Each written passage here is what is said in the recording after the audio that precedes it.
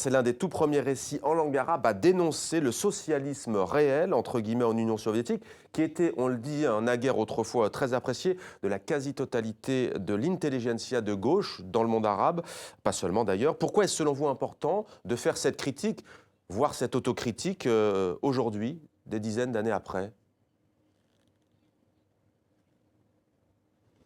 لا هو عندما يعني ينصرف فترة من الزمن Après على أحداث que des dizaines d'années se soient passées depuis cette époque, donc, cela vous permet bien sûr de voir les choses avec de la distance, d'avoir un autre regard, un regard beaucoup plus profond en fait.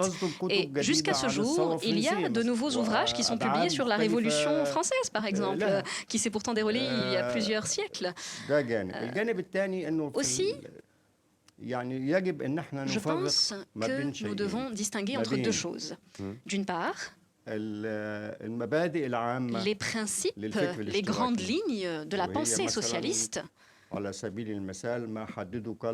ce que Marx a défini dans ses ouvrages, par exemple.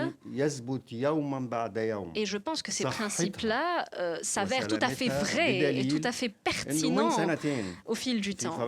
Je pense qu'il y a 2 ans, en France, l'économiste Thomas Piketty a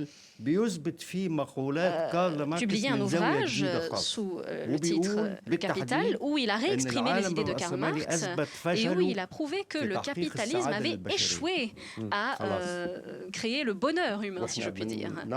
Et je pense qu'aujourd'hui, ça se vérifie dans de nombreux pays, en Grèce, en Espagne et dans d'autres pays. Donc, je pense qu'il faut distinguer entre cela, d'une part, entre ces principes, ces grands principes fondamentaux, et d'autre part, l'application à un moment donné, dans un pays donné, à une époque donnée. Peut-être que dans la région arabe, par exemple, où nous avons eu un contexte très particulier, où les peuples arabes n'avaient d'autres amis à une certaine époque que l'Union soviétique. Ouais.